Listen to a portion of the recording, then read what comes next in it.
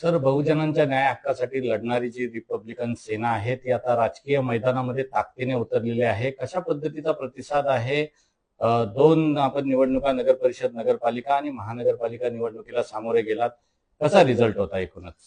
एकंदरीत आम्ही नवीन असलो तरी आजपर्यंत आमचे 4 उमेदवार निवडून आलेले आहेत आणि सुरुवात आहे आमची. आम्हाला पूर्ण खात्री आहे की सुरुवात चांगली झालेली आहे आणि त्यामुळे पुढील येणाऱ्या इलेक्शनमध्ये सुद्धा आम्हाला चांगल्या पद्धतीने लोक प्रतिसाद देतील.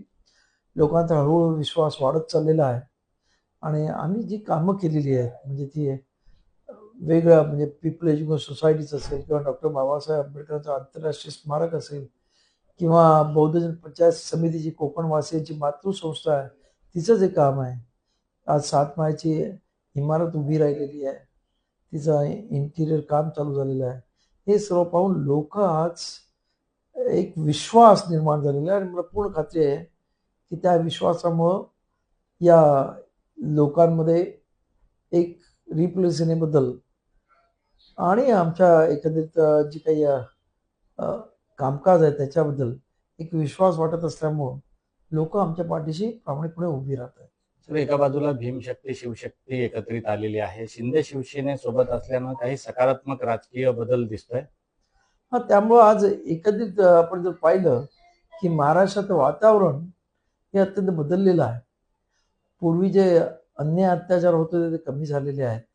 एकंदरीत लोकांमध्ये आणि जी मरगळ आंबेडकर चळवळीमध्ये आली होती ती झटकण्यात आलेली आहे. आंबेडकर चळवळ एकदम गतिमान झाल्यासारखं वाटतंय आणि खऱ्या अर्थानं जे लोकांमध्ये निस्तेज झाले होते, आता आंबेडकर चळवळीचं भविष्य नाही असे म्हणणारे लोक आज प्रामुख्यानं पुढे येत आहेत आणि हे एक पॉझिटिव्ह साईन मी बघतो आंबेडकर चळवळीच्या दृष्टीनं.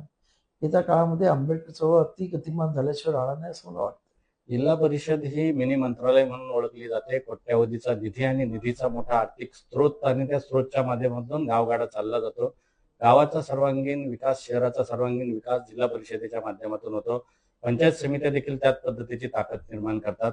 रिपब्लिकन सेना आपलं जिल्हा परिषद त्या पंचायत समितीच्या निवडणुकीत कसं नशीब आजमावेल सर?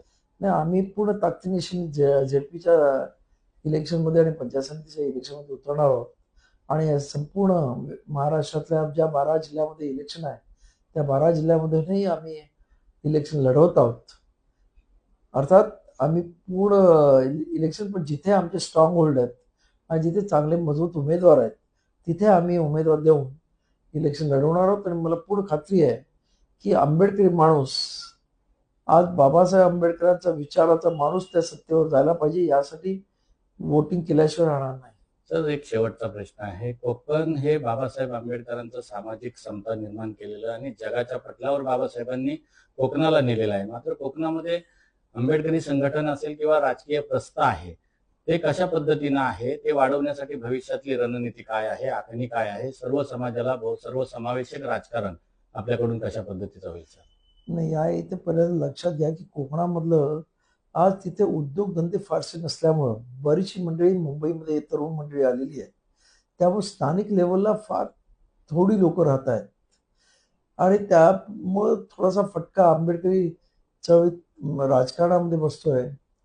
परंतु हळूहळू इतर समाजातील लोक सुद्धा आंबेडकर चळवळीकडे आकर्षित होत आहेत आणि ती आज बाबासाहेब आंबेडकर चळवळीला मानायला लागली. तर त्यामुळं येत्या काही काळामध्ये कोकणामध्ये आंबेडकर चळवळीचं